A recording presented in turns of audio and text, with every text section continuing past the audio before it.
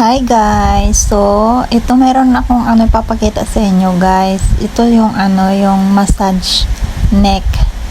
Regalo yan sa akin ng aking amo. Ayan siya guys, oh. Madali lang siyang gamitin at saka maganda siya sa neck kapag minamasahe ka niya guys. Ayan, meron siya dito yung off and on. Ayan guys. Tapos may saksakan na rin yan. Tapos pag gamitin mo, ayun, isaksak mo lang yan siya, tapos i-on mo lang siya guys. Tapos, ayun, ilagay mo na yung neck mo dyan. Sa, yan, ilapag mo na yung neck mo dyan. Then, mag-relax ka na lang guys. Subukan natin guys kung gaano siya ka-effective. Kasi laging sumasakit yung aking neck. So guys, ayan, try natin guys na i-relax yung ating neck. Ipa-massage natin sa pillow. Massage na yan guys. Na-try ko na yan guys, kaso hindi ko na videohan. So try natin guys. Napaka-relaxing. Kapag nakalagay dyan yung aking neck, parang gusto kong matulog at relax ang aking neck. Ano siya guys, yung parang may umaano sa leeg mo, nagmamassage na ganyan, paiba-iba. Tapos guys, meron din yung parang malaking bukol na talagang parang minamassage yung yung neck mo. Tumataas, bumaba yung bilog na yan umaangat. Ayan guys.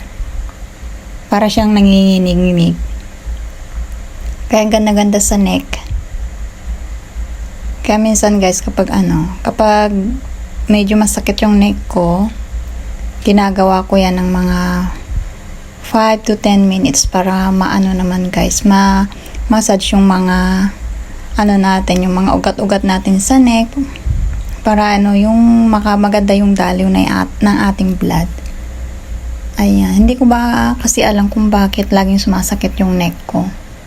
Baka nga high blood o low blood na ako guys. Hindi pa ako nakapagpa-check up. So, ayan guys, napaka-relaxing. Tuwan-tuwa talaga ako nung niregaluhan ako ng amo ko ng ganito. Sabi niya, para sa'yo yan. Kasi lagi ko sinasabi dun sa alaga ko na laging sumasakit yung neck ko. Siguro sinabi sa kanyang nanay na na ganon. So, syempre, wala namang magmamasad sa akin, di ba? Kaya siguro binila na lang niya ako ng ganyan para may magmamasad sa akin gabi-gabi, di ba guys? Pwede rin yan guys sa bewang or sa likod. Ayan. Maganda kasi yung feel mo talaga yung pagmamassage niya sa mo, ganyan Yung pagmamassage niya sa neck mo, ganyan.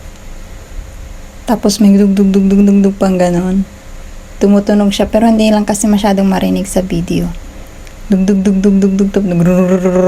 Gumagawa na nanginginig siya guys. Parang ang ganda-ganda sa ang ganda-ganda sa feelings.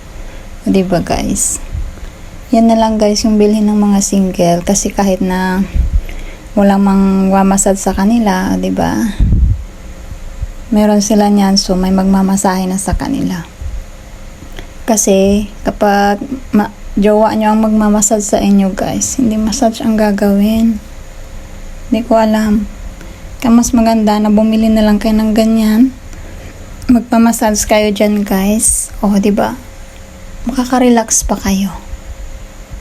Ayan Bali gumagalaw-galaw-galaw yung sa neck ko, ganyan So,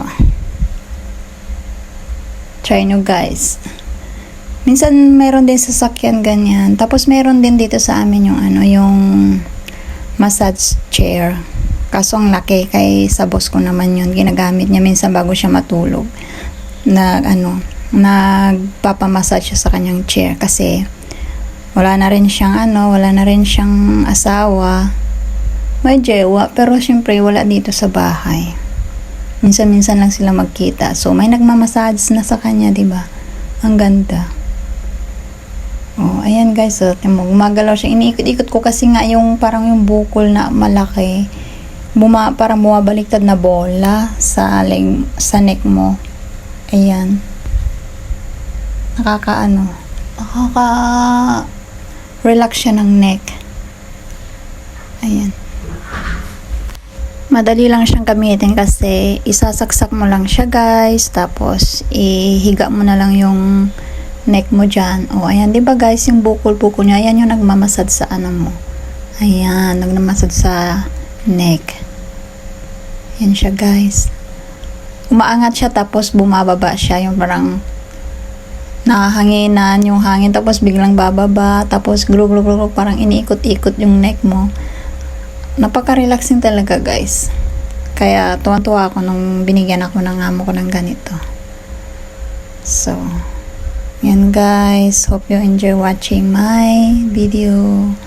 Please do subscribe to Mami Luz Vlogs for more. Thank you for watching guys. And please, if you like my video, like and share. And then guys, bumili na rin kayo ng inyong massage pillow para may magmamassage na sa inyo kahit na wala kayong jowa. Ito ang kailangan ng mga single. Thank you. Bye-bye.